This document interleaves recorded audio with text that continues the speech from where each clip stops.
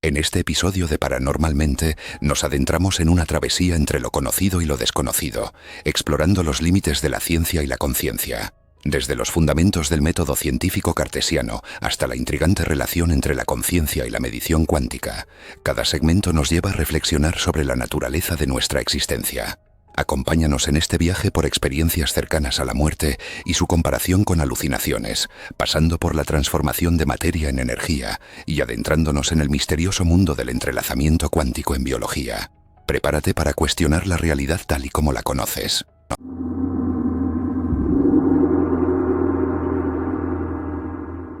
Comenzamos nuestro viaje con los fundamentos del método científico cartesiano, un pilar del conocimiento que nos invita a dudar, a cuestionar y a buscar la verdad más allá de las apariencias. ¿Qué nos puede revelar esta forma de pensamiento sobre los misterios que nos rodean? La formación como médico que recibimos en la Facultad de Medicina se fundamenta en el método científico cartesiano y newtoniano, el que yo impartí a mis estudiantes en la Facultad de Medicina y de Odontología de la Universidad de Barcelona en el campus de Bellvitge, y también a mis residentes en el servicio de cirugía.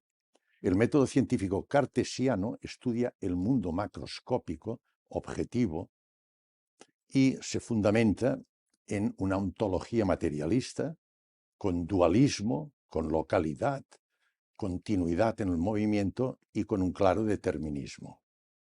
Con estos principios, la visión estructural del ser humano, según el método cartesiano y newtoniano, podemos definirlo como cuerpo, que es materia, y mente, con todas las actividades mentales anímicas, memoria, conciencia, emociones, sentimientos. Y desde el punto de vista del método científico, toda la actividad mental se considera como un epifenómeno de la materia, es decir, que es secundario a la actividad metabólica, a las reacciones bioquímicas que se producen dentro de nuestras neuronas. Con este objetivo, el propio Descartes definió la vida como pienso, luego existo. Pero esto también nos lleva como consecuencia que la muerte física, que por la segunda ley de la termodinámica, que todo tiene tendencia al desorden, a la entropía, supone la muerte, desestructuración y muerte celular. Por lo tanto, dejamos de pensar. En consecuencia, dejamos de existir. Según el método científico, la muerte física supone el fin de nuestra existencia. A lo largo de mi vida profesional, yo he atendido pacientes diagnosticados de muerte clínica por distintas causas. En el ámbito quirúrgico, las causas más frecuentes, traumatismos, hemorragias graves, situaciones de anemia aguda, shock séptico, shock anafiláctico, incluso en complicaciones en cirugías muy complejas perioperatorias. Estos pacientes, al aplicarles las medidas de reanimación cardiorrespiratorias bien protocolizadas en la actualidad, conseguimos recuperar a algunos de estos pacientes, en el primer minuto hasta un 33%. Mi sorpresa fue que algunos de estos pacientes que recuperamos de la muerte clínica objetivada con electrocardiograma plano y electroencefalograma plano a partir de los 15-20 segundos, manifestaron una serie de vivencias y experiencias que coincidían exactamente con el intervalo de tiempo en que estaban clínicamente muertos. Esto, lógicamente, iba totalmente contra mis principios del método científico cartesiano y newtoniano. Estas vivencias y experiencias que definimos como experiencias cercanas a la muerte, muy bien definidas por Bruce Grayson, profesor de psiquiatría de la Universidad en Virginia, que las define como vivencias subjetivas, profundas, con un componente trascendente, que se presentan en pacientes en situación de muerte próxima a ser definitiva y que se manifiestan como una salida del cuerpo y que trascienden el espacio, el tiempo y el ego. Estas vivencias o experiencias próximas a la muerte, desde el punto de vista del método científico, no tienen ninguna justificación. Yo la primera pregunta que me hice ante este fenómeno es ¿cómo puede ser que de unas reacciones bioquímicas en el interior de nuestras neuronas, que son moléculas, es decir, partículas materiales, de la reacción de partículas materiales nos den en primer lugar unas manifestaciones anímicas que no tienen sustrato material. Que nos den, por ejemplo, memoria, conciencia, sentimientos, pensamientos, recuerdos. Yo no tengo una explicación científica a este fenómeno. Hoy tengo la suerte de tener aquí un neurocientífico y lo primero que le voy a preguntar a mi amigo Alex es, como neurocientífico experto, ¿hay alguna explicación científica que nos pueda justificar con alguna teoría demostrada que de reacciones bioquímicas de moléculas materiales dentro de las neuronas se produzcan fenómenos anímicos sin sustrato material, un pensamiento, memoria, conciencia, etcétera? ¿La hay?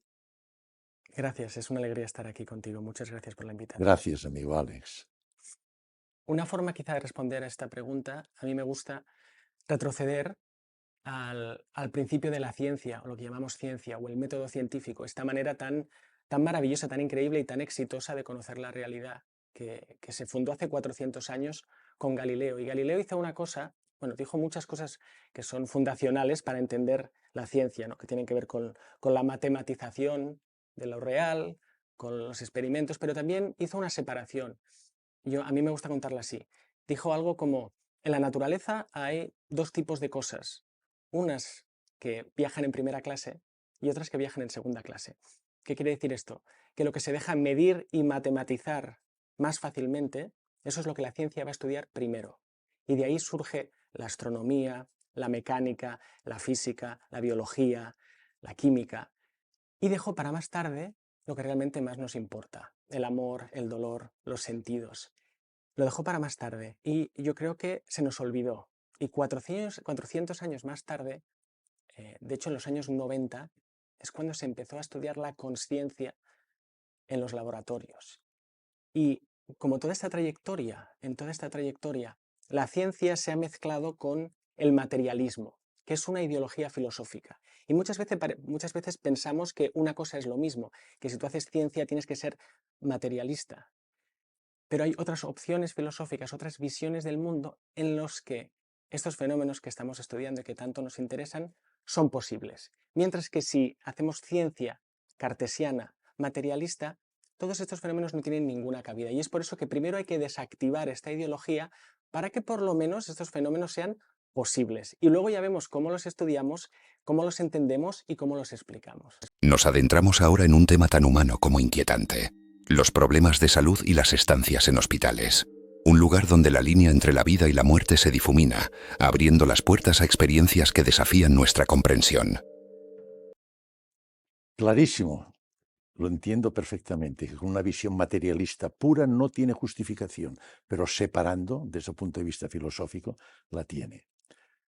Amigo Alex, tú tuviste una experiencia cercana a la muerte. Me interesa muchísimo que una persona que es neurocientífico y que es físico teórico nos cuente realmente una vivencia como una experiencia cercana a la muerte. Su relato seguro que tendrá unas connotaciones que una persona sin conocimientos científicos ni físicos tan profundos pueda expresarla. Por esto te agradezco infinitamente que comentes tu experiencia cercana a la muerte. Sí, será un placer y un honor hacerlo aquí.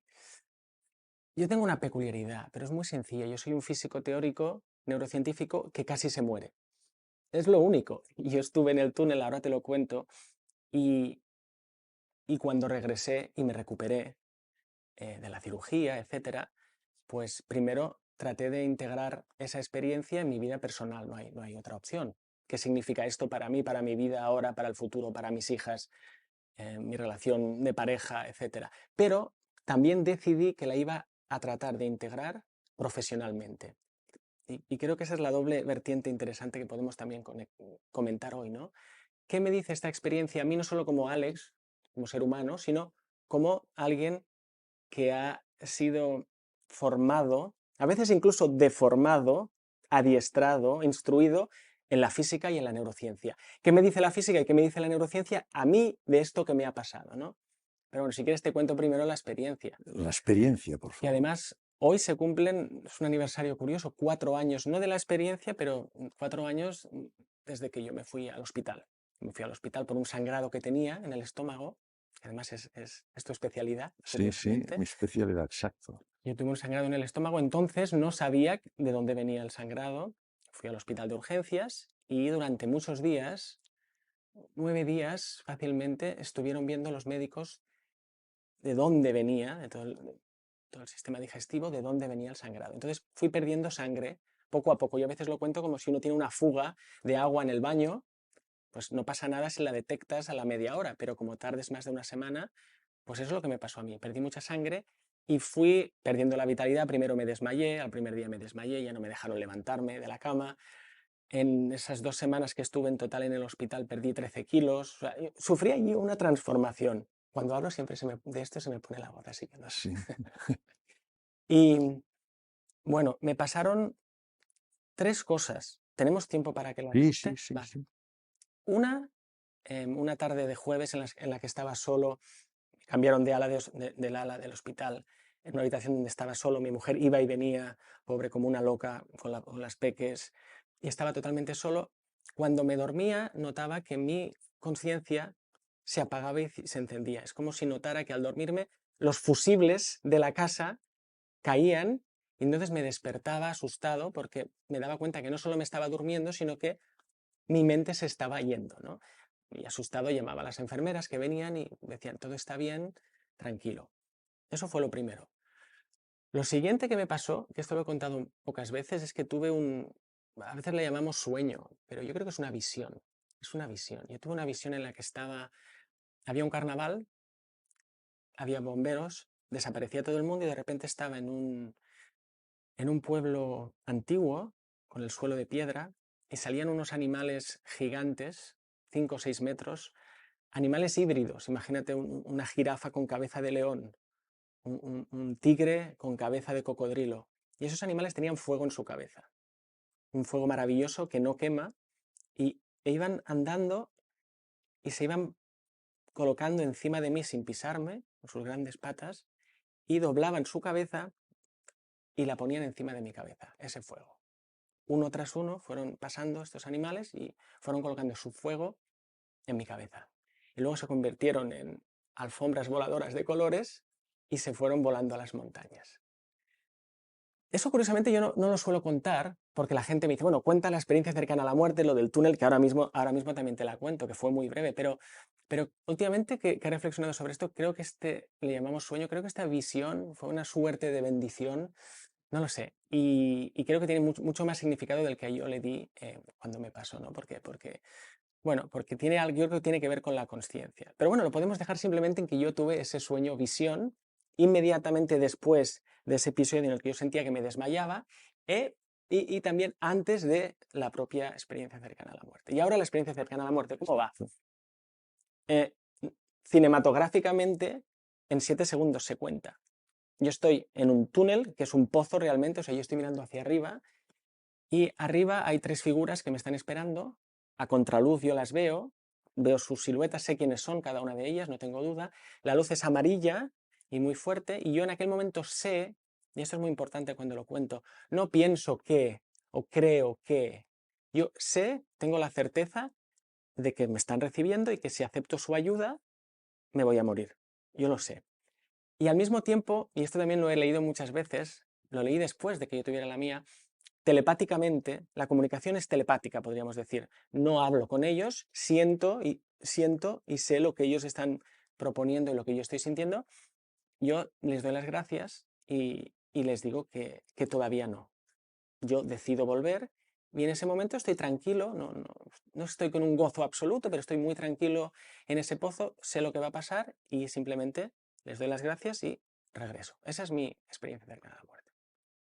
Los pacientes que yo he atendido en tener una experiencia cercana a la muerte insisten mucho en algunos aspectos. En primer lugar, se comunican con los seres que contactan durante la experiencia cercana a la muerte por vía telepática, es decir, a través de telepáticamente. En segundo lugar, me comunican o me notifican que al encontrar seres conocidos que identifican perfectamente durante la experiencia cercana a la muerte, se comunican con ellos por vía telepática. En tercer lugar, ellos también me refieren que sus vivencias se mueven en el tiempo solo en el momento actual, en el presente. Es decir, aunque algunos de ellos me refieren que ven su vida como si fuera en una película, su vida pasada, presente, incluso algunos me han hablado de futuro. Y todo lo ven en presente. Ahora exploraremos vivencias fuera del tiempo, esos momentos en los que la realidad parece detenerse y la mente se libera de las cadenas del reloj. ¿Qué secretos se esconden en estas experiencias que parecen trascender lo mundano? En el momento actual. Otro aspecto que me han notificado también es que no hay en ellos una relación de tiempo y espacio. Es decir, por ejemplo, si quieren estar en las antípodas, hay casos descritos que hablan de las antípodas. Pacientes reanimados en Estados Unidos hablaron de lo que ocurría en aquel momento en las antípodas. Solo pensando que quieren estar en las antípodas, automáticamente se encuentran. Es decir, que hay una transferencia de información de posibilidad independiente del espacio y del tiempo. Y otro aspecto que también hablan ellos es en el momento de regresar. La gran mayoría de los pacientes que he vivido no quieren regresar. La situación es tan placentera, de tanto bienestar, de armonía y de amor, que prefieren quedarse en aquella situación. Sin embargo, tengo otros, incluso un médico, que él voluntariamente quiso regresar, dijo que quería regresar, con la sensación exacta de lo que tú contabas. Si ellos pasan una barrera, un nivel o algo que ellos notan, ya no pueden regresar. Entonces, ellos son conscientes y no aceptan el quedarse definitivamente en la otra dimensión y regresan voluntariamente. Tú has vivenciado estos aspectos y me gustaría también, si me pudieras decir, tú identificaste a las tres personas o las tres imágenes que tuviste, porque ellos insisten que los reconocen perfectamente. Sí. Todos estos aspectos tú los vivenciaste en tu Todos no, algunos sí. Por ejemplo, yo no tuve una visión de toda mi vida al pasar. Sabemos, ¿no?, los que nos dedicamos a esto, que existe la escala de Bruce Grayson, la escala de Grayson. Exacto, de los 16 ítems. Exacto. Y uno puede marcar los que sí y los que no. Exacto. La mía, yo a veces bromeo, sería una experiencia cercana a la muerte light. Light. Y otras que son Las hay mucho más completas sí, y sí. parciales. Sí, además hay que remarcar que yo no estaba en parada cardiorrespiratoria, que también es otra cosa que la gente tiene que entender, creo yo.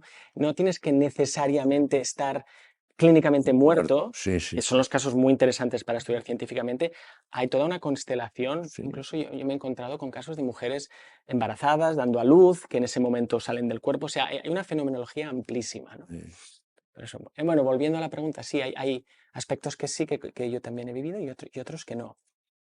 Yo comparto también lo que dices, y hay que decirlo muy claro creo a todo el mundo. Lo que se vive allí no es solo real, es hiperreal. Lo que se vive es hiperreal, no es comparable a un sueño. Le llamamos sueño porque es otro estado de conciencia quizá, y es uno que tenemos a mano. Decir, bueno, si no es vigilia, será sueño. Pero esa realidad es más realidad que la realidad. Para quien no lo ha vivido, pues tendrá que de momento creérselo o ponerlo en una caja de escepticismo que luego podemos tratar, bueno, de completar o de ayudar a la gente para que pueda entender si no lo ha vivido. Más cosas que decir, bueno, sobre estas figuras. No suelo compartir quiénes son. Igual en privado sí que digo, pero podríamos, para empezar, no eran familiares, que muchas veces no tienen contacto con sus familiares difuntos. Pues es muy habitual. Muy habitual. Muy habitual. Exacto. Yo les llamaría guías espirituales. Guías. Eran 3 guías espirituales muy familiares y muy conocidos para mí. En aquel momento no me sorprendí, pero después sí. Después, cuando pensaba en ello, digo, wow, si eso es el recibimiento para lo que sea que hay después, qué lindo recibimiento. Espero, como hablábamos el otro día cenando, ¿verdad? Espero que estén allí cuando me muera de verdad, que me estén recibiendo. O sea, que era algo muy bonito de decir, wow, estos guías, estos avatares, estas personas tan especiales están aquí para mí. ¡Qué maravilla! Una cosa más que añadiría es que, y darte gracias por tu trabajo y por tu mensaje, y es porque ya basta, y aquí me sale la vena activista, ¿no? Ya basta que a la gente se la llame loca o tonta por haber tenido y contado estas experiencias. Y esa es una de las razones por las que yo la cuento. Porque parece que si viene alguien que está bien metido en el mundo de la ciencia y encima le ha pasado eso y encima la cuento, yo siento que tú haces lo mismo en una escala mucho mayor, ¿no? Dar voz para que la gente pueda tener voto. Decirle a la gente, si os ha pasado esto, no estáis locos y no sois tontos. Y basta ya que los divulgadores científicos o quien sea le diga a la gente lo que puede y lo que no puede sentir o experimentar. Basta ya, y sobre todo cuando es algo tan maravilloso y tan transformador, porque eso también te transforma la vida. Te agradezco infinitamente estas palabras, porque en tu boca tienen un valor extraordinario. Le dan una solidez a lo que a nuestro mensaje, a esto que tú estás diciendo, ayudando a la gente que comprendan que los que han tenido esta vivencia no son ni locos ni son alucinaciones. Hay casos, tú sabes, en la biografía mundial que por manifestar y contar repetidas veces su experiencia cercana a la muerte han sido diagnosticados de psicópatas y han recibido tratamiento psiquiátrico. Por miedo, la gente. Pienso que podemos ayudar muchísimo a abrir esta puerta de comprensión a la humanidad de que esto es un fenómeno que es muy evidente, son miles los casos descritos y que es una realidad dentro de la especie humana. No hay que asustarse. Es normal que nos pueda pasar esto. Si me permites, la novedad es que la ciencia ha decidido empezar a estudiarlas. Se cumple este año 50 años del libro de Raymond Moody. Exacto. Es como el pistoletazo de salida al estudio científico de las experiencias cercanas a la muerte, pero siempre ha habido, todas las tradiciones lo contienen en sus enseñanzas, en sus historias. La novedad simplemente es que ahora la ciencia, una parte, ha decidido estudiarlas. Y es gracias a, insisto, a personas como tú y a muchos otros pioneros, como Bruce Greyson, Raymond Moody, Pim Van Lommel, etcétera, que teniendo esa posición de autoridad como médicos, han sido lo suficientemente humildes para escuchar lo que tenían que decir los pacientes. Pasan dos cosas aquí, dos fenómenos brevemente. Uno es, hay tecnología para resucitar a la gente, la tecnología avanza y se puede resucitar a la gente. Punto número uno. Y segundo, el doctor está dispuesto a escuchar las historias. Y si no hubierais escuchado, esto no estaría pasando. Así que gracias de nuevo. Eres muy amable conmigo, gracias. Yo hablaba en principio, hablé con neurólogos, con psiquiatras, psicólogos. Lógicamente son médicos y tienen la formación cartesiana como tenía yo. Automáticamente ellos me contestaron, no te preocupes, estos son alucinaciones a consecuencia del sufrimiento neuronal por la falta de irrigación. Las neuronas sabemos que son muy sensibles a la falta de irrigación cerebral, son alucinaciones. Entonces yo lo que hice es que miré las características de la experiencia cercana a la muerte y las características de una alucinación. Yo veo que no coinciden en absoluto. La experiencia tiene una estructuración lógica, la alucinación es absurda. El paciente se acuerda. Nos embarcamos en una comparación entre las experiencias cercanas a la muerte y las alucinaciones. Dos fenómenos que, aunque diferentes, comparten un enigmático vínculo que nos lleva a cuestionar la naturaleza de nuestra percepción. Toda la vida de la experiencia. La alucinación se olvida, no quieren ni saberla. Condiciona un impacto psicológico importante en la experiencia cercana a la muerte. En la alucinación nada. ¿Tú estás de acuerdo que son dos entidades que clínicamente son totalmente distintas? No tienen puntos de conexión alguna. Esta no es mi especialidad, pero por lo que yo he leído y con los profesionales con los que he hablado, parece que tienen muy claro que esto no es tan fácilmente catalogable como una alucinación y ya está. Aquí el problema, volvemos al materialismo. Y no pasa nada, no pasa nada. Mira, si lo consideramos como hipótesis está todo bien. ¿Qué quiero decir con esto? Durante muchos años, los científicos materialistas nos han dicho, sabemos que no, sabemos que no. Y ahora lo que está pasando es que le hemos dado la vuelta a estas palabras y ahora decimos no sabemos. Y queremos saber más. Eso es un cambio espectacular. ¿Qué pasa? Que cuando discutes con alguien que sabe mucho del cerebro, pero su ideología es materialista, en ese sistema operativo, en el Windows 95, para los que seamos un poco más viejos, no se puede instalar el software de que esté pasando algo que vaya más allá del cerebro. Que la mente vaya más allá del cráneo, que salga del cerebro, es inconcebible. Entonces yo creo que un buen punto de partida es no sabemos y vamos a investigar más. Y vamos a poder hacer lo que has dicho tú, ¿no? Vamos a poder descartar hipótesis. Alucinación, parece que no. Bueno, ¿qué nos queda, no? Y vamos a ir avanzando, pero siempre desde una buena ignorancia, desde no partir de un dogmatismo en el que ya se sabe la respuesta, que es lo que pasa muchas veces. Y la respuesta, insisto, para aquellos que creen, porque es su creencia, que el universo es solo materia y que la mente, como mencionabas al principio, la consciencia es un epifenómeno, pues para estas personas Cuando el cerebro se apaga, la mente se apaga y chimpum, no hay nada más que investigar. Y nosotros yo creo que lo único que pedimos es, bueno, esto pongámoslo en la mesa como hipótesis, pero hay otras hipótesis que merece la pena o merece la alegría investigarlas. Te quería también comentar lo siguiente. En las experiencias cercanas a la muerte yo he visto que hay dos tipos de fenómenos. Unos fenómenos que son objetivables y otros fenómenos que son trascendentes que lógicamente no podemos con el método habitual cartesiano y newtoniano poder evidenciar o demostrarlos. En cuanto a los que son evidentes que podemos nosotros objetivarlos, tenemos, por ejemplo, yo tengo experiencias pero espectaculares, pacientes que durante la muerte clínica que yo estoy reanimando me contaron exactamente todo lo que estaba ocurriendo en el departamento, por ejemplo, en el servicio de urgencias en cada una de las dependencias, que yo después comprobé y puedo certificar que es cierto. Que nos reconoció una paciente que nos conocía y entró en muerte clínica, identificó con nombre y apellidos a todo el equipo que le estaba reanimando. Es decir, tengo una serie de pruebas. Otra prueba actual también que están haciendo en los neuroradiólogos, que es la práctica de una resonancia magnética funcional en pacientes que han tenido una experiencia cercana a la muerte hace tiempo. Entonces les solicitan que manifiesten o cuenten toda su experiencia con detalles mientras se practica la resonancia magnética. Se ha visto que cuando comentan un objeto que les llamó la atención, que no habían visto nunca ni lo volvieron a ver, solo lo vieron durante la experiencia cercana a la muerte y condicionó su interés, es decir, provocó memoria, tienen memoria, al manifestarlo y contarlo durante la resonancia magnética se activa el lóbulo occipital. Los mismos neurólogos que van en contra de la aceptación de la experiencia cercana a la muerte quedaron sorprendidos y me dijeron, este paciente tiene memoria de este objeto.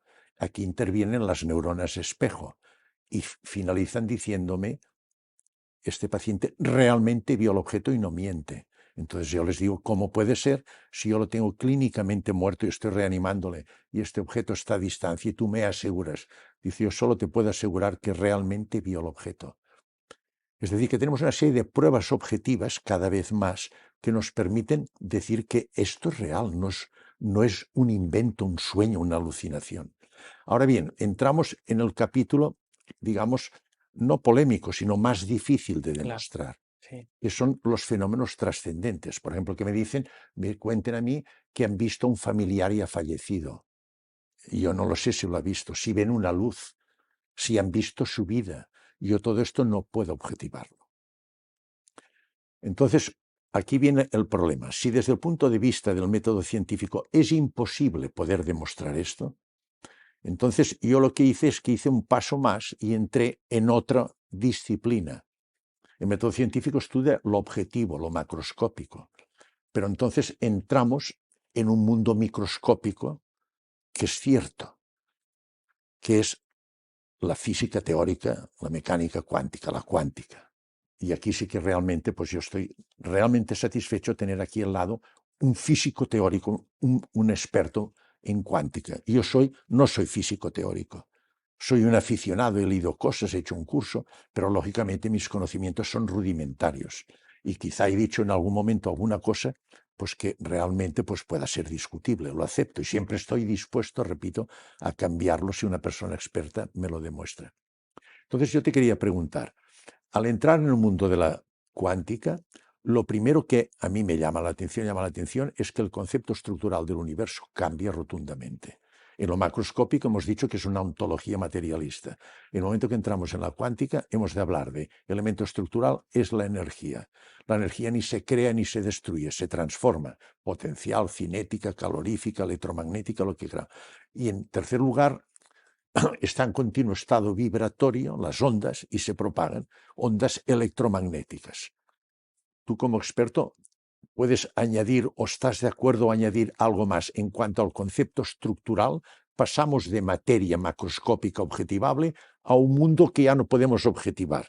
Vamos a estudiar unas partículas, átomos, que no los vemos. Estudiaremos sus efectos, sus interacciones y los expresaremos con fórmulas matemáticas. La matemática es el lenguaje de la física teórica. ¿Tú estás totalmente de acuerdo con estos aspectos que yo he leído y me han explicado, de los cuales, repito, no soy experto? Vamos a ello, vamos a ello. Pero antes, me encanta este ritmo, si no te importa, ¿podemos dar un pasito atrás? Porque quiero decir un par de cosas sobre Tienes libertad las absoluta. experiencias cercanas a la muerte. Yo porque te quiero exprimir al lo máximo, haremos, lo amigo haremos. Alex. Y vamos a entrar en la cuántica. Yo no soy La psicología se encuentra con el estudio del alma, un encuentro entre ciencia y espiritualidad que nos invita Omega a preguntarnos, ¿qué es realmente el alma? ¿Y cómo puede la psicología ayudarnos a desentrañar este misterio? experto en física cuántica. Yo soy físico teórico, mi doctorado es en física teórica. Tuve un gran profesor de física cuántica, de mecánica cuántica, de física de altas energías en la Universidad de Barcelona, José Ignacio Latorre, un verdadero maestro. Y vamos a hablar de cuántica en un momentito. Pero antes, es que has dicho algo muy importante que quiero resaltar antes de que entremos a tratar de buscarle una explicación. Exacto. Que entiendo que es por ahí, por donde tú vas es mi a la cuántica objetivo. a buscarle una... Algo que me Claro. explique estos fenómenos Pero antes de trascendentes. eso has dicho algo que es muy importante, porque has hablado de que cómo objetivamos, cómo estudiamos estas experiencias. Y yo quiero recordar que, y también has dicho que es un problema. Para los científicos, un problema es algo bueno.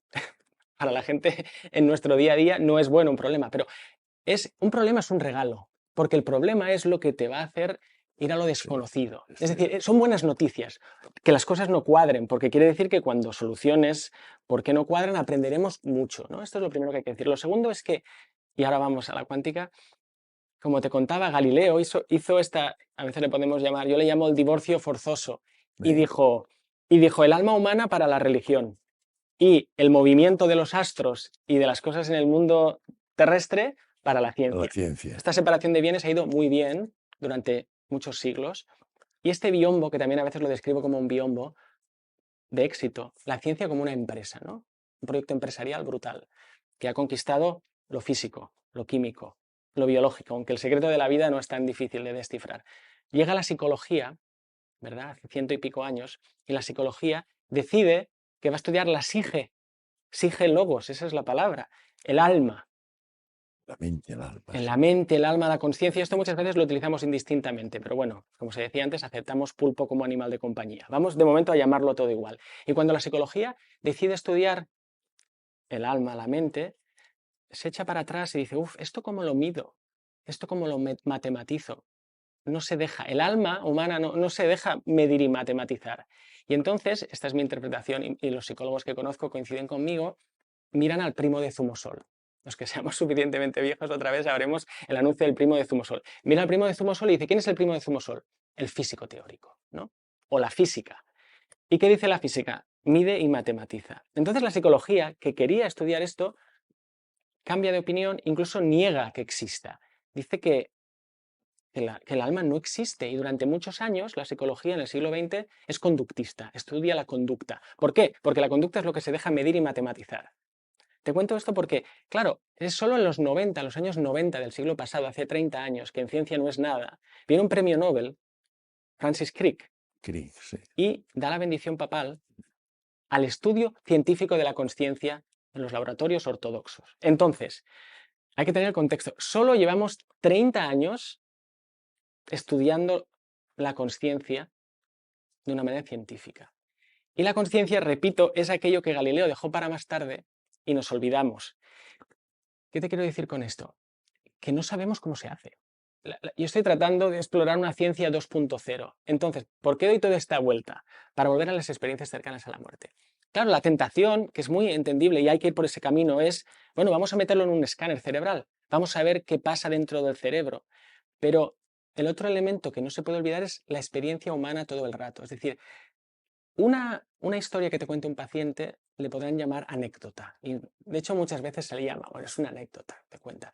Pero 2 historias, 10, 100, 500, 1000 historias contadas por pacientes que no se conocen, a gente que está muy bien formada como tú y otros profesionales, eso ya son datos científicos. Es decir, muy importante que no nos olvidemos, todo esto es para decirte, que a veces soy un poco elíptico, insisto, que si queremos hacer una ciencia de la consciencia, la experiencia humana es nuestro material de trabajo, es nuestro dato científico también. No solo qué receptor cerebral, qué circuito cerebral, qué resonancia. Sí. ¿Os acordáis que antes he hablado de primera clase y segunda clase, ¿no? La realidad que viaja en primera clase y la realidad que viaja en segunda clase, que es la de las experiencias. Ahora todas tienen que viajar en primera clase. Por lo tanto, el trabajo es unir las experiencias con las medidas que se puedan hacer.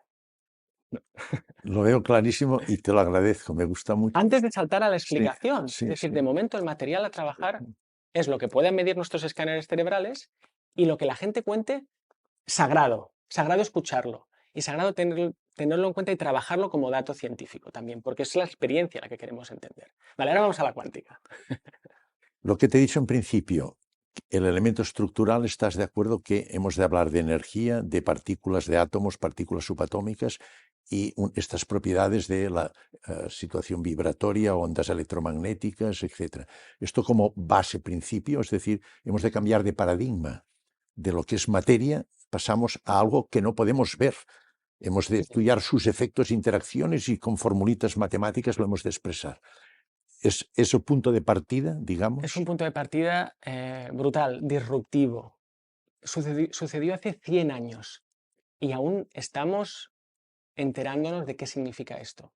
Los paradigmas cambian pocas veces, pero cuando cambian, como una gran experiencia, fijaros, como a nivel casi de civilización, llegó la física cuántica hace 100 años, ciento y pico Sí. años, ¿no? Y aún estamos digiriendo qué significa este cambio de visión del mundo. Es por eso que la cuántica es tan maravillosa y tan misteriosa. ¿Cómo la podemos contar o cómo puedo contar yo qué sucede ahí? Mira, primero con una analogía. Los materialistas, que yo a veces les llamo materialistas, porque son muy listos, decían, todo está hecho de materia y no hay nada más. Y todo lo otro de lo que hablemos tiene que surgir de, ¿no? Ya hemos visto que esto es muy problemático para estudiar la conciencia. Pero bueno, incluso creían que todo estaba hecho de materia. Pensemos en esto como agua líquida, perdón, agua sólida. Pero luego nos damos cuenta que la materia se transforma en energía y la energía en materia, que es una novedad increíble, ¿no? Cuando nos damos cuenta de esto en física, ¿no? Entonces el agua sólida se puede hacer líquida. Pero es que podemos ir más allá de energía. Luego hay muchos físicos teóricos muy potentes que hablan de que el universo está hecho ya no ni de materia ni de energía. La transformación de materia en energía, MIPOX e información es un proceso que desafía nuestra comprensión de la realidad. Acompáñanos mientras desentrañamos el potencial oculto en esta dinámica que nos conecta a todos. Sino de información. Entonces pensemos en eso como agua gaseosa. Entonces de repente hay varios estados, ¿no? Hay materia, no hay duda, ¿no? Hay energía, no hay duda, y hay información. Y yo creo que hay más cosas, ¿no? Entonces, uno de los primeros cambios, y suceden muchos cambios a principios del siglo XX, es que tenemos que redefinir no solo las reglas del mundo, sino de qué está hecho. Y entonces, con la relatividad, resulta que el espacio, literalmente, el espacio cartesiano cuadradito absoluto, resulta que ahora se deforma. Se va a deformar según la masa que haya presente, que al final masa y espacio son primos hermanos casi en la definición. Va a resultar que el tiempo va a correr más lento si vamos más rápido. O sea, el reloj también cartesiano, ¿no? Ahora va a estirarse. O sea, hemos cambiado la definición de espacio, la de tiempo, la de materia se convierte en energía, incluso información, ¿no?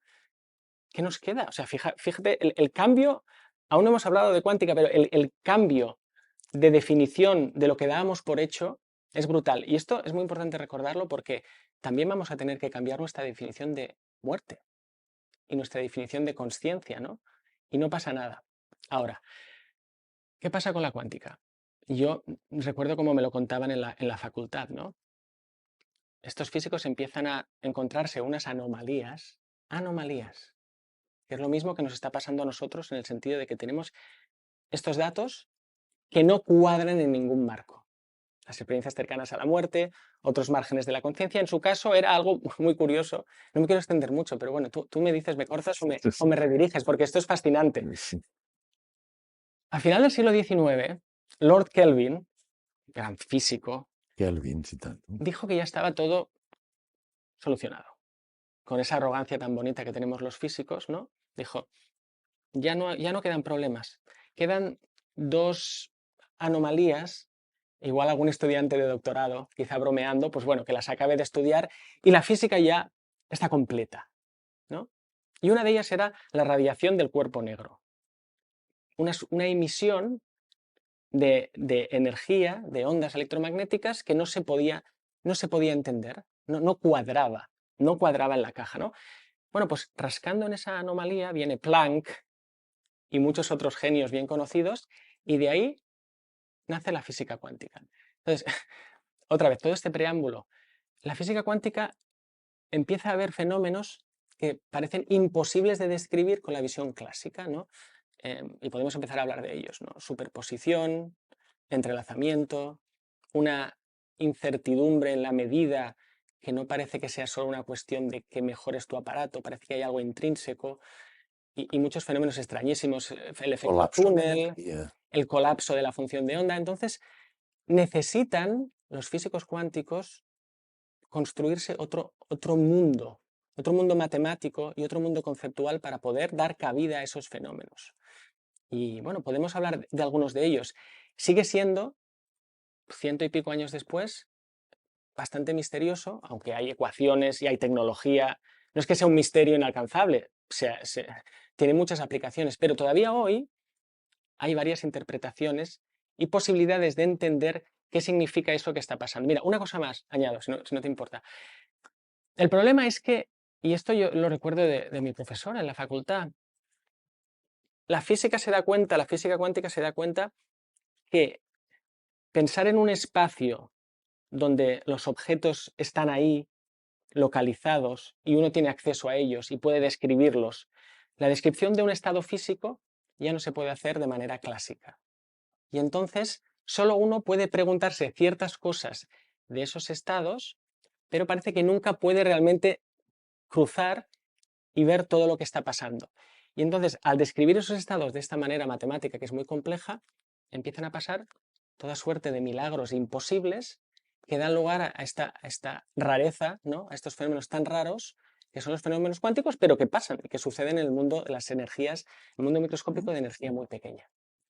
Todos estos principios fundamentales de la física de la cuántica, aportados por premios Nobel, la superposición de estados por Louis de Broglie, el colapso de energía por Bohr, el principio de indeterminación de Heisenberg, después el entrelazamiento cuántico, Einstein, Rosen, Podolsky, Von Bell, todos estos, y después el tiempo, la valoración del tiempo, como ya has dicho, Einstein y Stephen Hawking.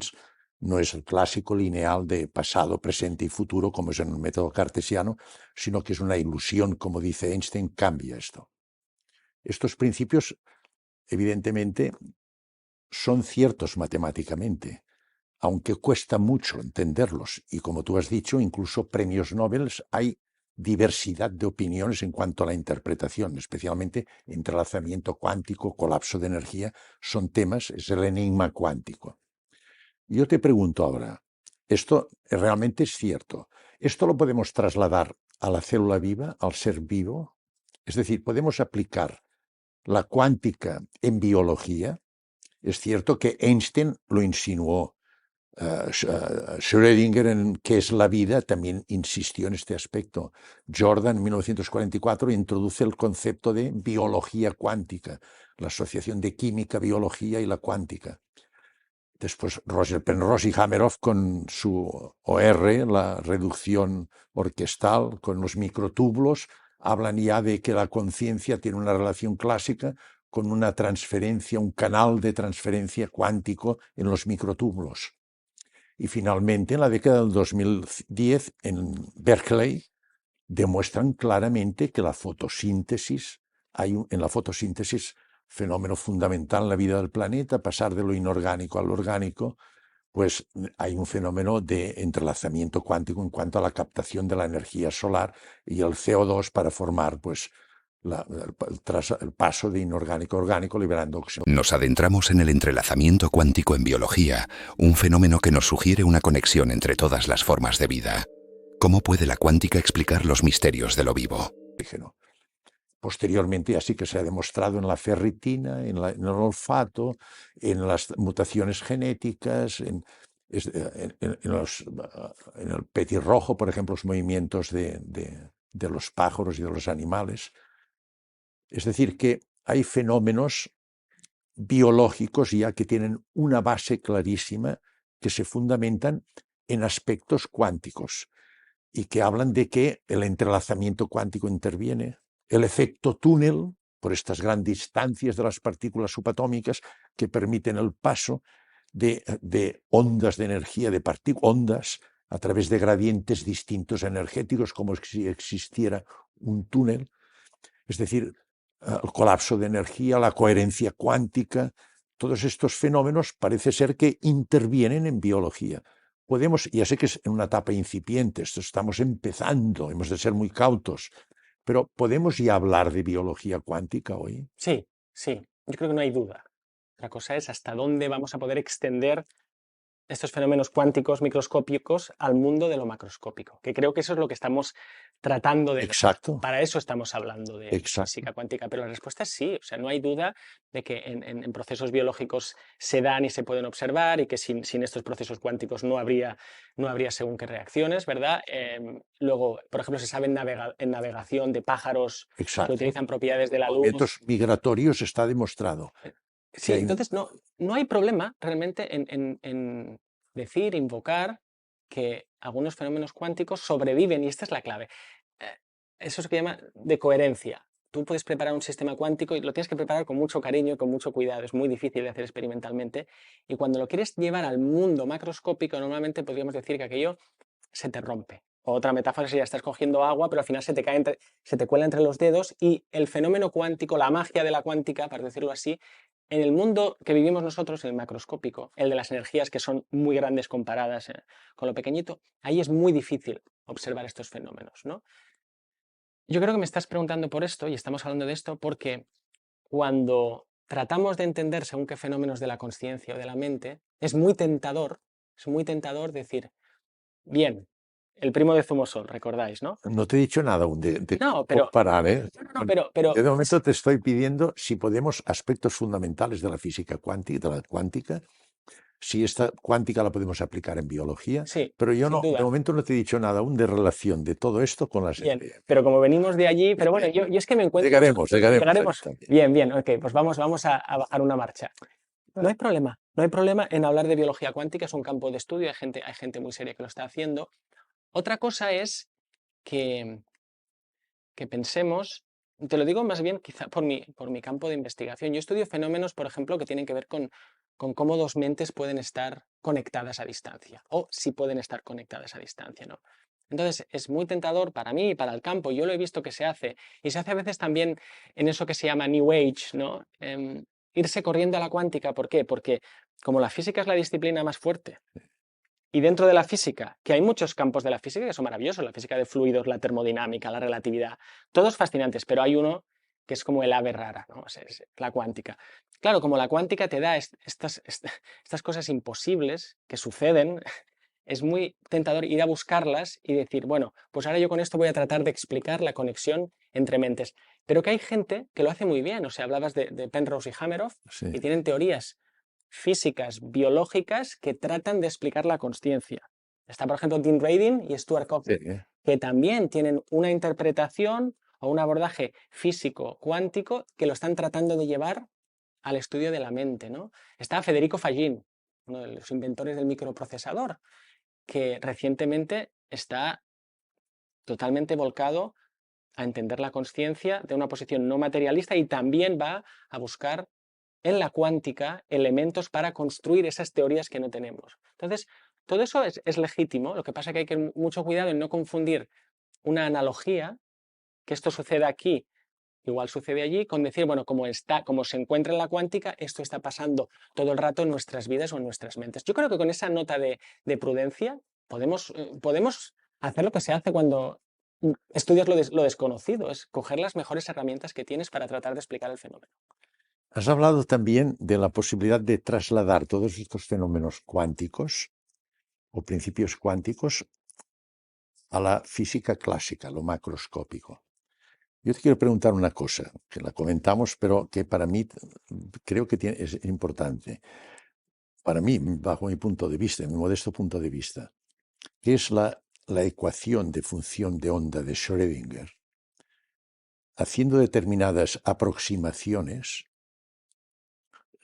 se puede llegar a una situación muy próxima a la segunda ley de Newton, que nos decía, que estamos hablando ya de física cuántica, hay de física clásica, que decía que la fuerza es igual a la masa por la aceleración.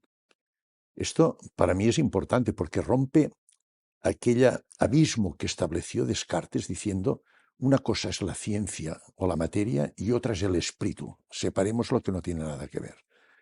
Esto, si realmente es cierto, quiere decir que pasamos del micromundo, de la cuántica, nos podemos explicar cosas del mundo macroscópico. Es decir, este abismo no existe. ¿No será que se complementan estas dos visiones del mundo?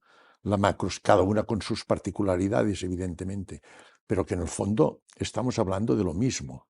Es nuestro mundo, uno lo mira macroscópicamente, lo que puede objetivar en la dimensión humana, que tiene unos límites, dependemos de nuestros órganos sensitivos y sensoriales, y otro que lo hace en un mundo microscópico, del átomo, las partículas subatómicas, la energía, etcétera, que no vemos, siempre efectos e interacciones y matemáticas.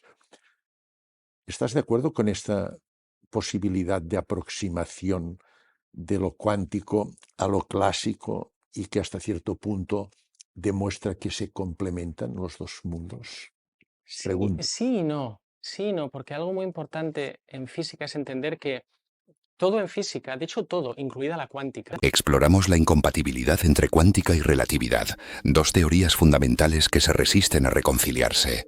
¿Podría esta tensión ocultar una verdad más profunda sobre el universo? O sea, hay que desmitificar también a la cuántica por una cosa. No es la teoría final, no casa con la relatividad. Es incompatible en algunos aspectos cruciales. Y los que están tratando de coserlas o unificarlas saben que cuando encuentren la solución vendrá otra teoría que las englobe, que irá más allá de la cuántica. O sea que en algún momento incluso tendremos que darle las gracias a la física cuántica, como le dimos las gracias a la física newtoniana, y trabajar con otra teoría. Que a veces parece que cuando hablamos de cuántica es como la frontera final del videojuego. No. La cuántica es una de las teorías o formalismos o estructuras más precisas, quizá la más precisa que tenemos para entender la realidad físicamente, pero no es la definitiva. Esto no hay que olvidarlo. Ahora bien, otra cosa que yo aprendí en física es que cada maestrillo tiene su librillo. ¿Qué significa? Que cuando tú estés estudiando física de fluidos, algo tan aparentemente tan sencillo y bueno, maravilloso, pero como el agua fluye, ¿no? Sí. Muy difícil de estudiar, Sí. tú tienes tus ecuaciones, la de Navier-Stokes, las que sean, tus ecuaciones, tienes tu librillo. Y allí la cuántica poco tiene que decir. De hecho, nada tiene que decir. Y esa teoría es una teoría que se llama teoría efectiva. Me sirve para este fenómeno en esta escala, en estas condiciones. Es como el pasaporte. Pero ahora tú quieres estudiar fenómenos, por ejemplo, que tienen que ver con masas gigantes, ¿no? Pues te vas a la relatividad, no te vas a la física de fluidos. Y ahí tienes unas ecuaciones, que son las de Einstein, ¿no? De la relatividad, donde esas son tus reglas de juego. Ahora ya no estás jugando a las damas, ahora estás jugando al ajedrez y tienes esas reglas de juego. Y lo mismo pasa con la cuántica y lo mismo pasa con la termodinámica. Entonces, a la pregunta que tú ibas, este trasvase. Exacto, trasvase. De una porción de la relatividad, perdón, de la realidad a otro, no es nada trivial. Muchas veces es muy difícil ver cómo yo conecto estas habitaciones de la casa con una puerta que me permita pasar, ¿no? Casi como en Alicia en el País de las Maravillas, que ahora se lo estoy leyendo a mis hijas, ¿no? No cabes por la puerta, igual te tienes que hacer pequeño para pasar por el agujerito de la puerta. O sea, es una manera larga de decir sí y no. Sabemos que hay teorías, y por eso nos gustan esas teorías, que unifican y abrazan a otros casos particulares. Entonces, la física clásica ahora no es algo que tiramos a la basura, la seguimos utilizando, es un caso particular de una visión más amplia que entre otras ha ofrecido la relatividad y la cuántica. Y el objetivo es, fíjate, los físicos no tratamos de reducir, es una visión muy de biólogos. Yo que he trabajado con biólogos durante muchos años, ¿no? Los biólogos y los psicólogos son más materialistas reduccionistas.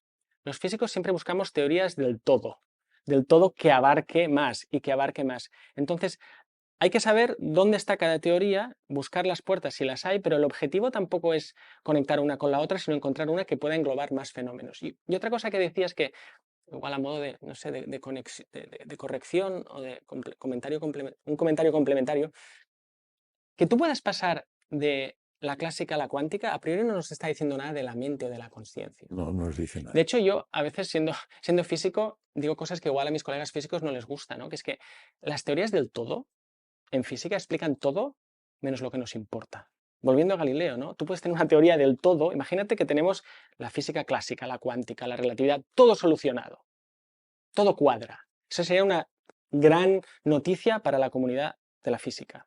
¿Esto nos dice algo de las experiencias cercanas a la muerte o de la No conciencia? nos dice nada. De hecho, nos dice poco. Podemos utilizarlo, podemos tratar de llevarlo a nuestro terreno. Entonces, otra vez, esta es una manera muy larga de decir, vayamos a la cuántica a buscar lo que necesitemos, pero no tenemos por qué ir a la cuántica a buscar lo que necesitamos, porque lo que necesitamos está también en el lado de la experiencia humana, la mente, la conciencia, y allí la física tiene muy poco o nada que decir de momento. Bueno, hemos profundizado un poco en los aspectos cuánticos con tu maravilloso y experiencia y conocimiento. Pero ahora yo te pregunto, estos pacientes con las experiencias cercanas a la muerte que me explican, hemos hablado de los fenómenos, digamos, trascendentes que no podemos objetivar, pero hay unos que podemos objetivar. A mí, por ejemplo, me cuentan lo que hemos dicho, esta transferencia de información independiente del espacio y del tiempo. De una manera lógica yo tengo que pensar que algo, si yo tengo el cuerpo aquí y me está contando con toda clase de detalles, algo que está pasando a distancia y que esto es cierto, como me demuestra objetivamente una resonancia magnética funcional, quiere decir que algo ha sido capaz de salir de este cuerpo, ir a la distancia que sea independiente de la distancia, como hemos comentado, y captar objetivamente los detalles, hasta el más mínimo detalle, y que esto condiciona memoria porque después te lo puede explicar. Primera cosa. Segunda cosa, estos enfermos me dicen con toda facilidad atraviesan estructuras sólidas. Tenemos aquella famosa película de Ghost que la gente ha visto, de una manera gráfica, pues es lo que te cuentan los enfermos, que atraviesan paredes, atraviesan el metro, entran y salen como en la película. Es una forma gráfica. Ellos te lo cuentan exactamente igual. A mí un enfermo me dijo que la que me conocía, que como me conocía y no entendía qué le ocurría, pues se acercó a mí y me tocó. Y su sorpresa fue inmensa porque al tocarme pasó a través mío. Yo no noté nada. Entonces, hemos hablado de que energía es el elemento estructural básico. La energía es información. Estamos de acuerdo también con esto. Es información.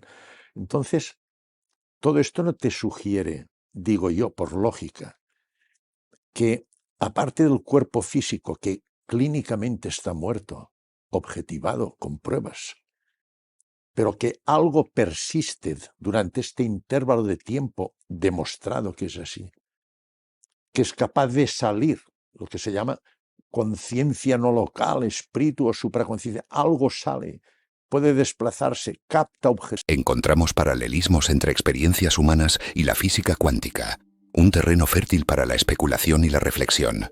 ¿Podría nuestra percepción de la realidad estar más entrelazada con el cosmos de lo que creemos? Activamente unos datos que después los recuerda.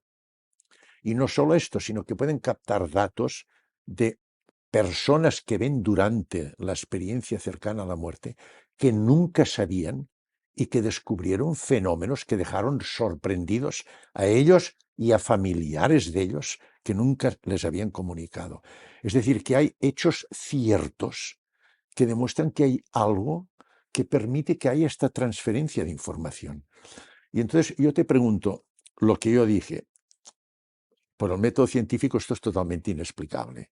Entonces yo pregunto, ¿no vemos un cierto paralelismo o una analogía o un parecido, yo no sé qué, con fenómenos como por ejemplo el efecto túnel o el efecto de entrelazamiento cuántico? Yo no digo que sea lo mismo, pero no tengo nada más, pero veo un cierto paralelismo, un parecido. Entonces yo pregunto, y tú como experto, ¿hemos de descartar totalmente, decir que esto no tiene nada que ver con estos fenómenos cuánticos? ¿O realmente, pues si aceptamos que todo es energía, la energía ni se crea ni se destruye, el cuerpo está muerto, pero hay una energía que persiste y hay estos fenómenos con paralelismo, se presta un poco a decir, quizá hay alguna relación. Quizá ha sido una de las cosas que yo he hecho, que sin suficiente conocimiento quizá pues en algún momento he dicho, yo no digo que sea cierto, yo digo que veo un paralelismo, porque nada más me lo explica. ¿Es pasarme esto? ¿No hay ninguna base para decir esto? ¿O cómo podemos afrontar esta situación? Es andar una cuerda floja, encontrar esa vía media, porque por un lado te puedes caer por un lado, y es caerte del lado en el que niegas y dices, esto no tiene nada que ver, ¿no?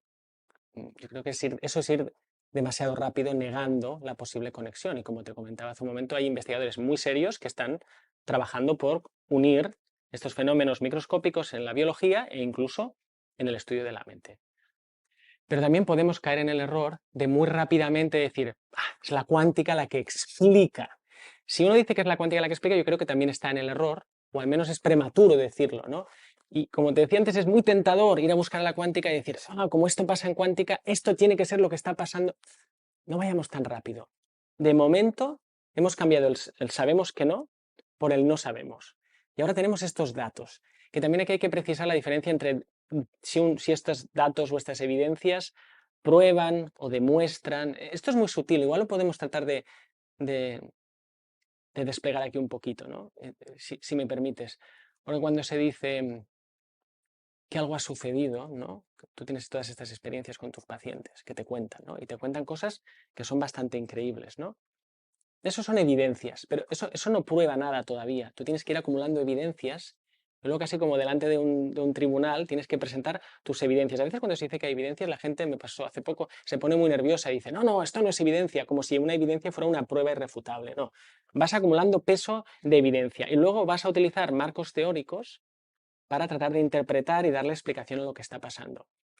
Entonces, la física cuántica es como esta katana, es un arma muy afilada y es muy peligrosa cuando empezamos. Peligrosa, no me gusta tampoco esta palabra, no, la retiro, porque también me pongo nervioso cuando la gente dice, qué peligroso. No, no es peligroso, es delicado, porque si ahora le damos a la cuántica todo el poder de explicar lo que aún no sabemos, corremos el riesgo luego de tener que corregir cosas que todavía no sabíamos. Entonces, yo te digo lo mismo que te decía hace unos minutos. Es perfectamente legítimo utilizar la física cuántica como analogía, como inspiración. Hay un físico cuántico, no recuerdo quién fue, que habló de otra metáfora que era la del semáforo. Dice, durante muchos siglos el semáforo ha estado en rojo para, por ejemplo, la no localidad.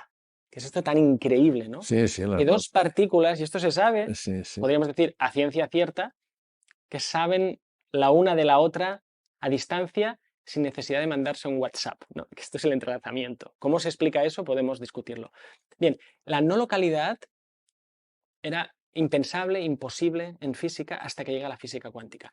Ahora, cuando llega, y se dio el Nobel hace pocos años, ¿no? Por el entrelazamiento, ahora que se sabe que eso sucede, ahora el semáforo ya está en ámbar o incluso en verde para que en otras capas del conocimiento, en la biología, en la psicología, podamos empezar a concebir estos fenómenos sin que inmediatamente nos digan que es imposible. Entonces yo simplemente lo haría con esa prudencia. No pasarse de frenada ni tampoco pasarse... Hay una analogía, pero no sabemos realmente si realmente es esto. O sea, exacto. no podemos categóricamente afirmar. No podemos decir la física cuántica demuestra que, puntos suspensivos, y rellenar allí con todos estos fenómenos. Sí. Pero igual de aquí 10 años o 50 sí lo podemos hacer, o igual nos damos cuenta que no hacía falta la física cuántica, o igual los físicos encuentran otra teoría más profunda y es esa la que utilizamos.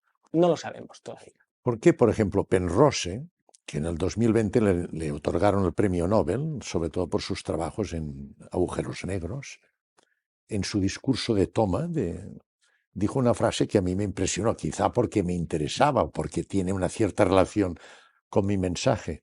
Él dijo, para que la física teórica, la cuántica, avance, hemos de estudiar en profundidad la conciencia. Esto dijo Penrose, un premio Nobel. Es decir, otra vez llegamos, y lo que dijo Wright, otro premio Nobel, y von Neumann, el gran matemático, dice, es que cuando nos ponemos en mecánica, en cuántica, es que siempre al final nos sale el concepto de conciencia. Es decir, que vemos que lo que tú decías antes, que son dos cosas distintas, pero es que No podemos hablar de una cosa sin que nos salga la otra. Sí, sí, inmediatamente nos salta al pensamiento. No sale, exacto. Y además, mira, algo que no hemos comentado, claro, cuando los físicos cuánticos se dan cuenta que el proceso de medida, no hemos hablado de medida, ¿no? Que es muy difícil de explicar esto, ¿no? Pero que parece que cuando tú vas a medir las propiedades del sistema, todas estas reglas cuánticas se ponen en marcha, entonces te Sí. salen estos fenómenos que no puedes entender a priori, ¿no? Porque están superpuestos o hay incertidumbre que no puedes acabar de despejar, etc. Es inevitable casi decir, wow, pues la medida tiene que ver con mi... Nos adentramos en la relación entre conciencia y medición cuántica, un vínculo que nos invita a replantearnos el papel de la observación en el universo. ¿Es la conciencia una fuerza que moldea la realidad? Conciencia interactuando con esos sistemas físicos. Y es por eso que grandes genios, incluidos premios Nobel, han visto ahí una posible vía a estudiar muy en serio, porque sí, y por eso hablan, por ejemplo, del colapso, ¿no? No hemos hablado del colapso, de la función de onda. Hay físicos que dicen que igual no existe el colapso, pero bueno, el colapso, para explicarlo rápidamente, a ver si lo puedo hacer bien, la ecuación de Schrödinger es lo que te describe cómo evoluciona un sistema cuántico, ¿no? La función de onda cuántica. Y es determinista. Todo está casi, si tú sabes dónde está ahora y algunas otras condiciones, tú puedes predecir dónde va a estar luego. Pero luego hay un momento muy especial, que en física cuántica se llama no unitario. Unitario significa que tú puedes saber a dónde va a ir. Que cuando tú haces la medida, cuando tú vas a preguntarle a la naturaleza, oye, tú, sistema, ¿cómo estás?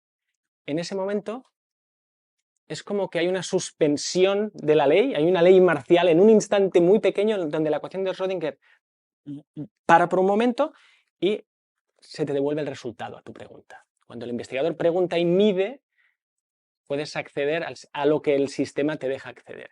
Y en ese momento se dice que la función de onda que iba viajando tranquilamente por su ecuación de Schrödinger colapsa. Se colapsa. Y como esto tiene que ver con la medida, parece que la intervención de la mente del observador, pues es inevitable decir, pues entonces aquí hay una clave donde vamos a poder entender la consciencia con la cuántica a través del colapso, ¿no? Colapso de energía. Es una posibilidad muy suculenta, ¿no? Y además se da lo que decías. Muy suculenta es, exacto. Es suculenta, claro. ¿Cómo no vamos a probar eso? ¿Cómo no vamos a probarlo? Y además, como la física está atascada, pues la física ha triunfado, pero lleva, yo diría, décadas atascada con la teoría de cuerdas, que tampoco soy experto en ella, pero está, yo diría, en un callejón sin salida, ¿no? Teórico, hoy en día, porque no se acaba de ver. Y al mismo tiempo tenemos este otro misterio, este otro gran problema en el buen sentido, que es el de la mente, la conciencia. Bueno, pues a veces es, ¿y si estos dos mundos, en otra analogía que hablamos, el otro, ya, ¿y si yo navego al este en un barco y tú navegas al oeste y nos encontramos en el otro lado, ¿no?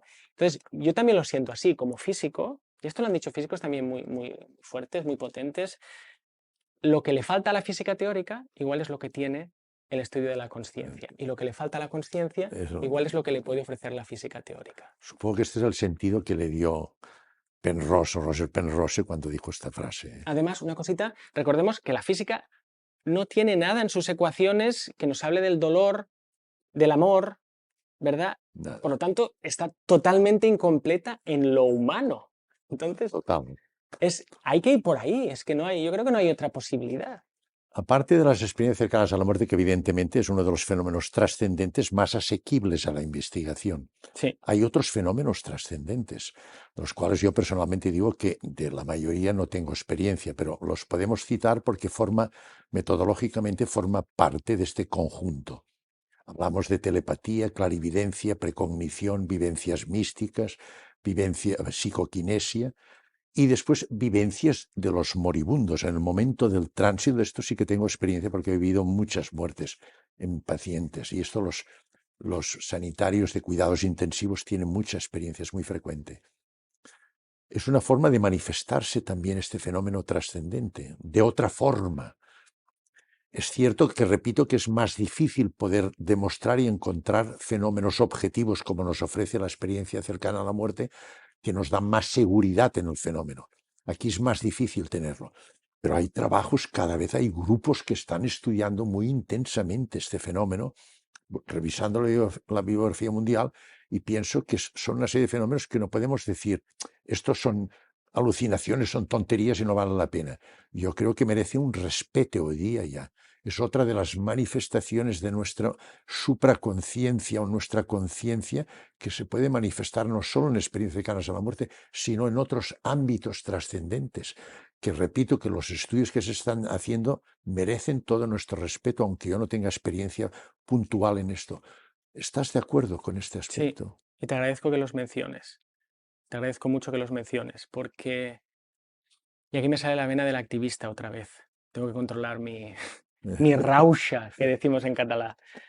¡Basta ya! O sea, así como a la gente normal y corriente, que somos todos, se nos ha dicho que éramos tontos o locos, a los científicos que hemos querido investigar estos temas, se nos ha llamado pseudocientíficos. Exacto, exacto. ¡Basta ya! Pseudocientífico. Y se han utilizado todos estos prefijos perversos Sí. para parar la investigación a lo desconocido. Porque se ha dicho que es paranormal, pseudocientífico, sobrenatural. Basta ya. Cuando yo tuve mi experiencia cercana a la muerte, me empecé a interesar, pero ya no con un interés intelectual, que esto es lo que cambió en mí, que no te lo he contado. ¿Qué cambió en mí? No solo que me interesara intelectualmente y que siguiera investigando científicamente y leyendo filosofía. Esto me bajó al corazón Exacto. y hasta el estómago, ¿no?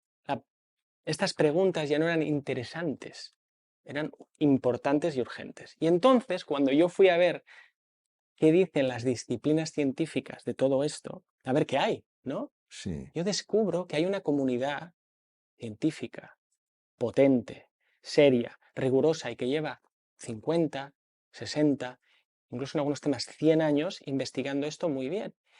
Y para mí fue una gran sorpresa. No estoy solo, primero no estoy solo, y la gente no hay que reinventar la rueda en muchos casos, la gente ya lo lleva estudiando y he tenido la suerte de conocerlos. He conocido, son muy seniors, son gente senior como tú, Sí.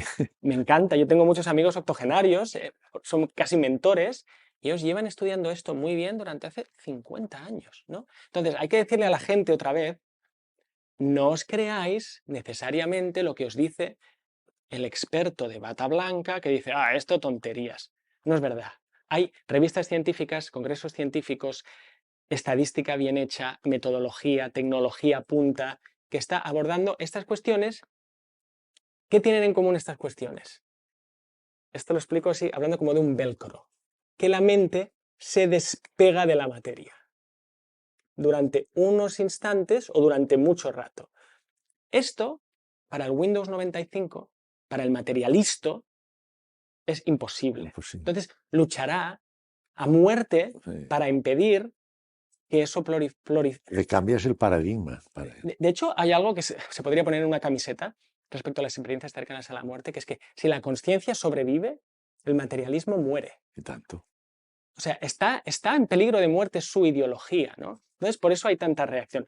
Luego vamos a buscar las maneras, y yo en eso a veces no soy muy políticamente correcto, de decirles, hay sitio para vosotros también. Porque al final la materia sigue siendo un gran misterio. Ahora, volviendo a lo que decías.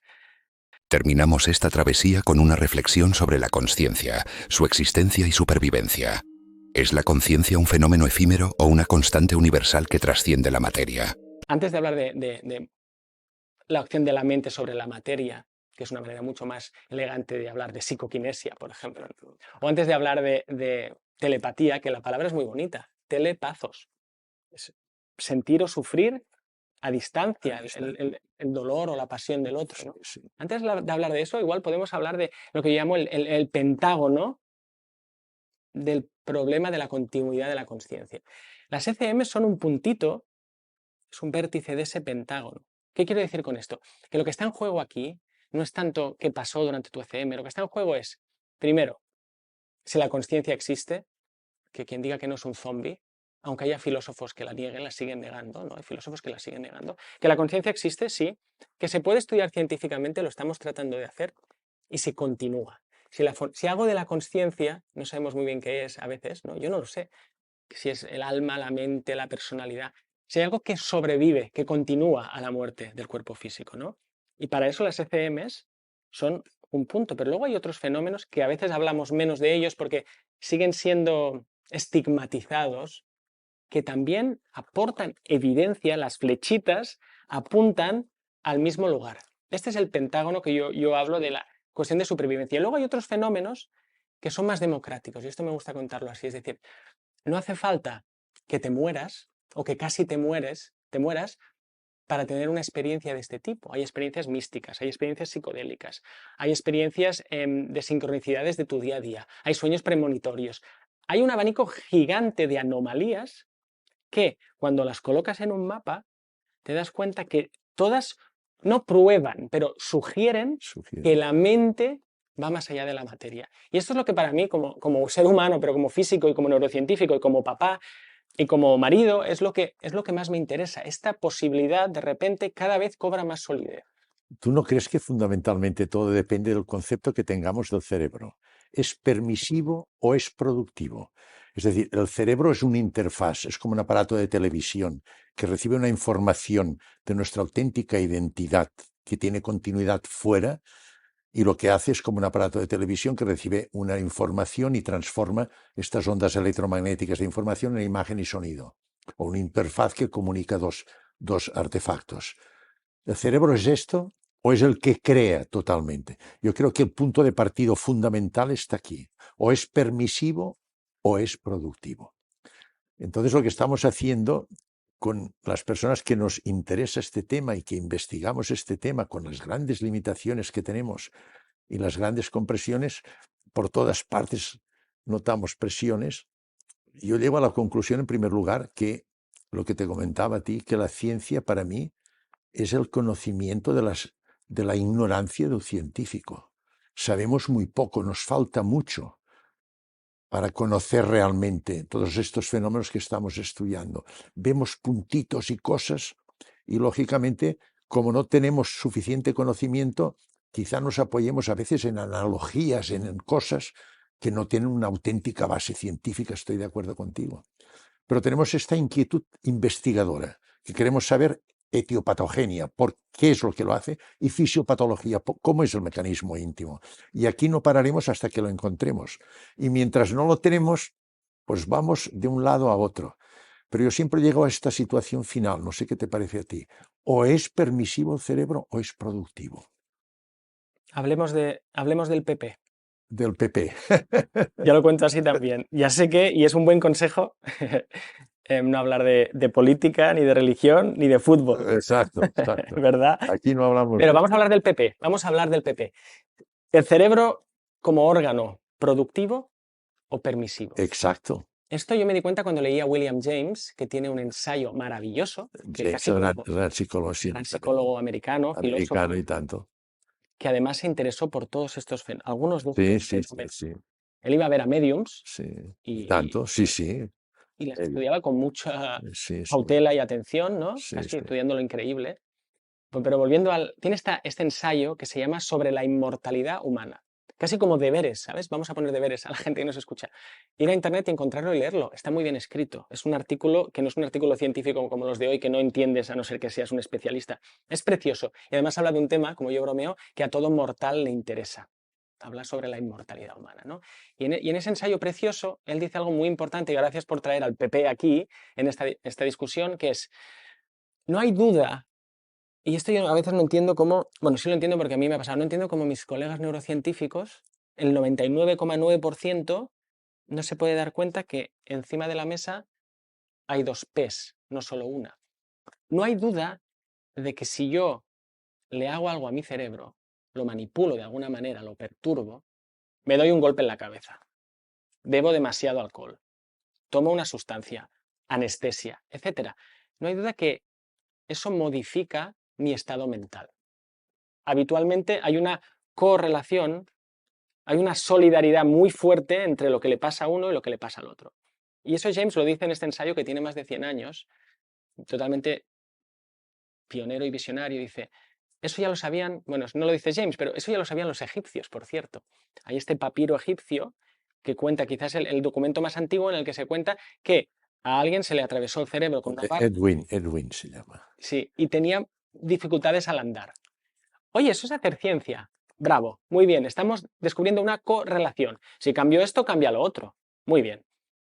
La neurociencia que ha triunfado también como la física y ha llegado lejísimos con todas sus herramientas.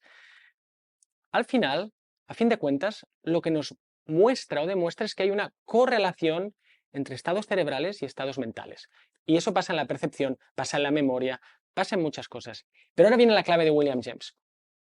Lo importante no es saber que la mente es función del cerebro, ya lo sabemos, es cuál es la naturaleza de esa función.